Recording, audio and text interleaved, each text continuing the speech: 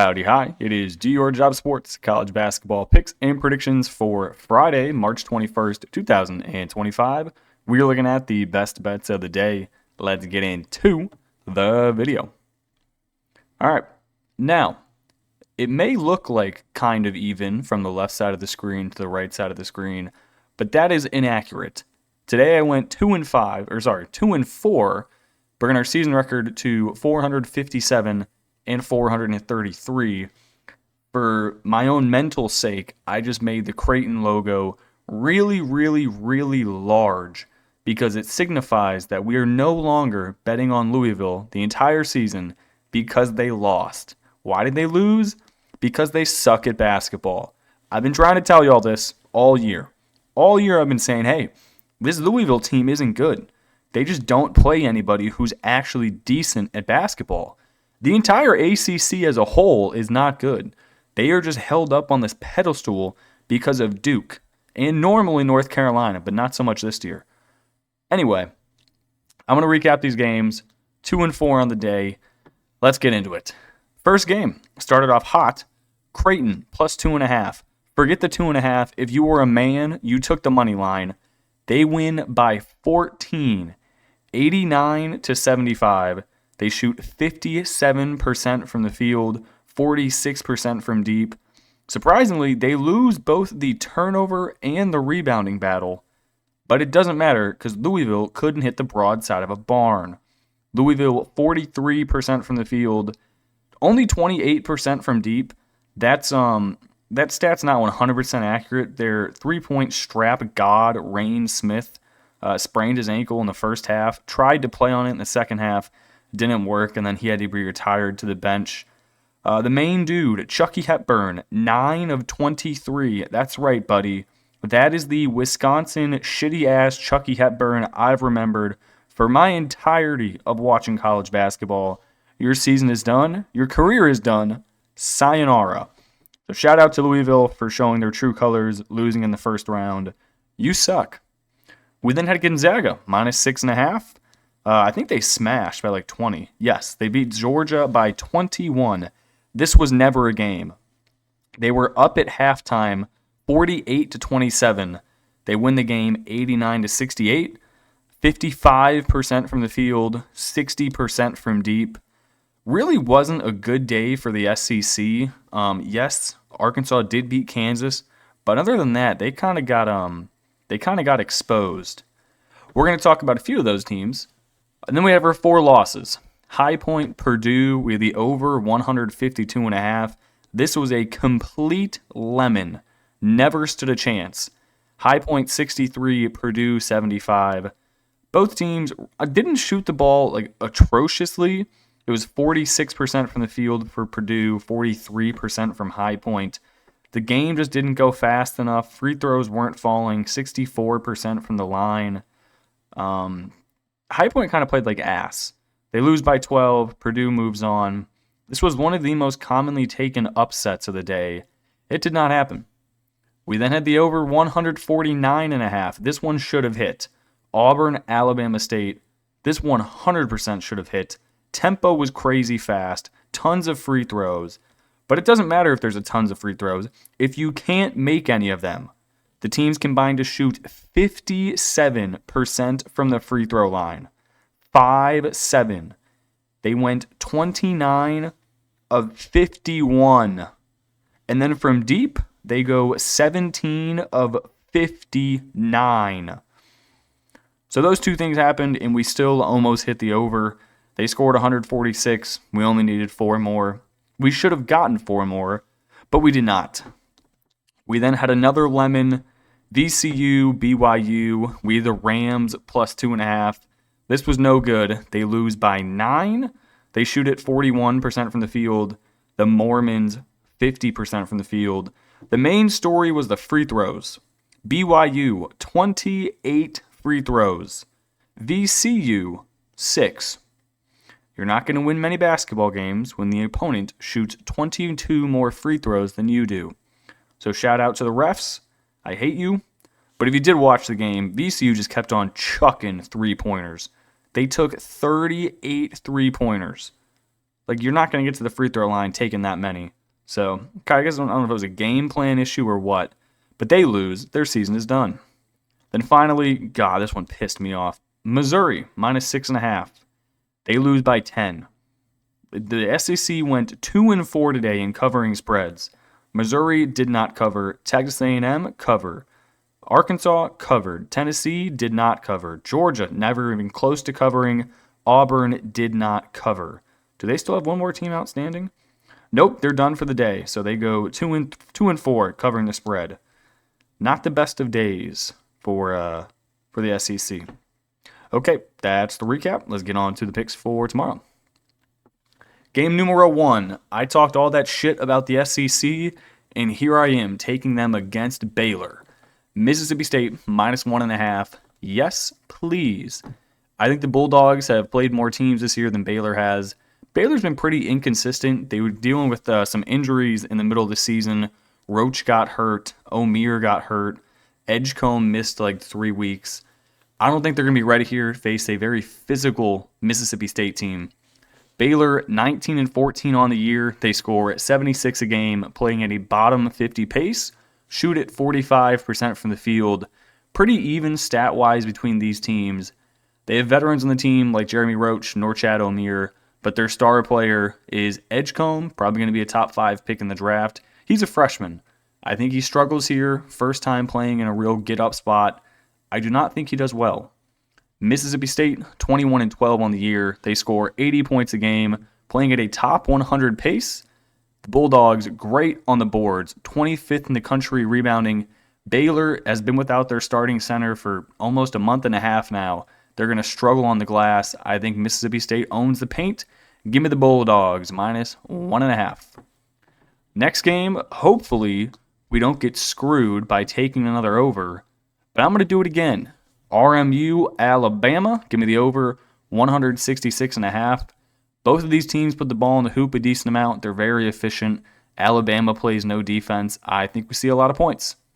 Robert Morris, 26-8 on the year. They score 77 per game, played a top 175 pace. If you're looking at the stats, I would not do it for long. They get absolutely decimated. Every single stat you could possibly want to look at. Technically, their defense is rated top 100 in the country, but they do play in the Horizon League, so it's like, are you really playing that many explosive offenses? The answer is no. You have Doug Gottlieb in your conference. You have Uwe Pooey in your conference. You have Detroit Mercy in your conference. None of those teams can put the ball in the hoop. So they haven't really played a team like Bama the entire year. Alabama, 25-8 on the year. They score 91 a game. Play at the fastest pace in the country. Shoot at 48% from the field. They make 11 3-pointers a game. Their defense, horrible. 204th overall. They are also questionable as Grant Nelson. It's been listed if he does get minutes, they're not going to be much. So they're going to be without their, Grant Nelson, 6'10", 6'11", power forward down low. Really good on defense. Also does slow the game down a little bit, being a taller white dude. So I think without him, they push pace even more. More 3-pointers. Give me the over, 166.5.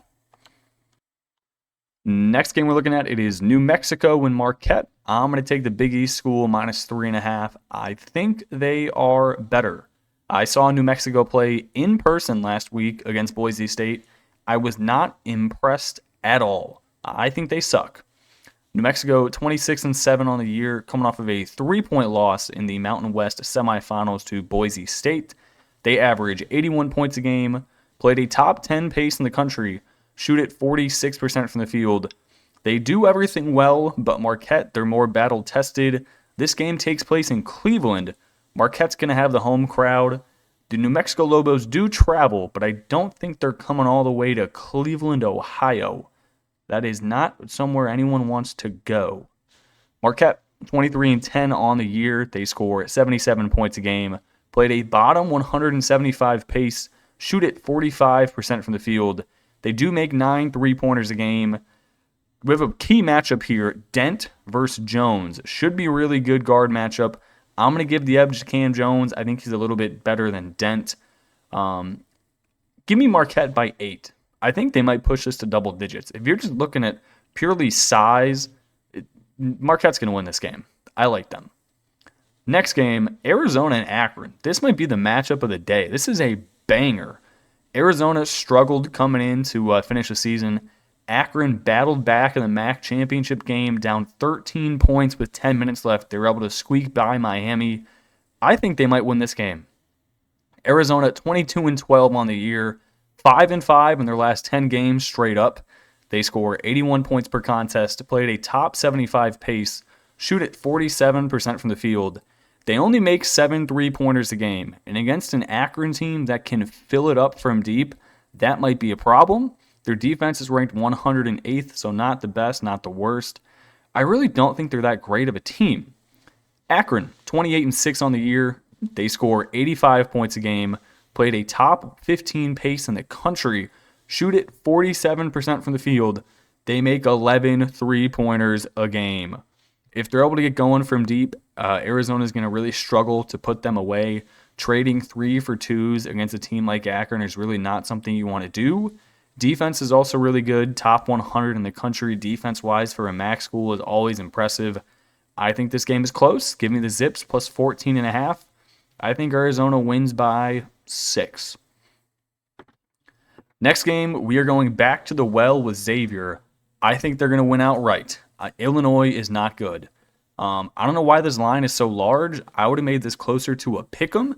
Xavier just came all the way back to beat, who did they play in the previous round? Texas, by 6 points. They trailed the entire game. They're veterans. They're well coached. They came back and won that one. 22-11 on the year. They score 78 points a game, played a top 125 pace, shoot at 47% from the field, 39% from deep. That is extremely efficient. Illinois shoots at 31% from deep. The only thing they have to do is keep Illinois off the glass. If they can do that, I think they win this game. Illinois 21-12 on the year. Why in the fuck did they get a 6 seed? I've been hating on Louisville all year, but these seeds should have been switched. It should be Louisville playing Xavier, and it should have been Illinois playing the other team that I didn't mention. But they got fucked here. Why they got a 6 seed, I don't know. That's just rude. Anyway, they score 84 points a game, played a top 25 pace, shoot at 45% from the field. They're really good from 2-point land, but from 3-point land, they suck. They are the best rebounding team in the country. Xavier just has to limit the possessions. If you can make this a slow-paced game, simmer things down, maybe start making some deep shots, they should be able to win.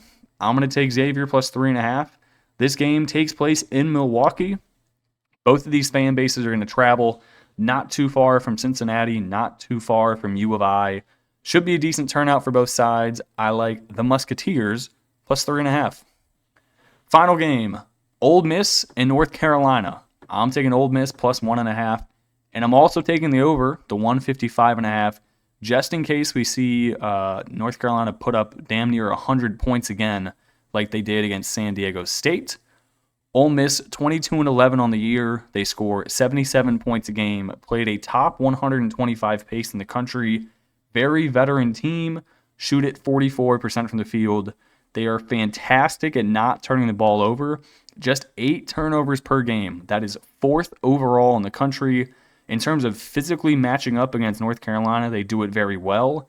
Underneath, size-wise, they have a lot. At the guard spots, maybe not. Their point guard's Padula.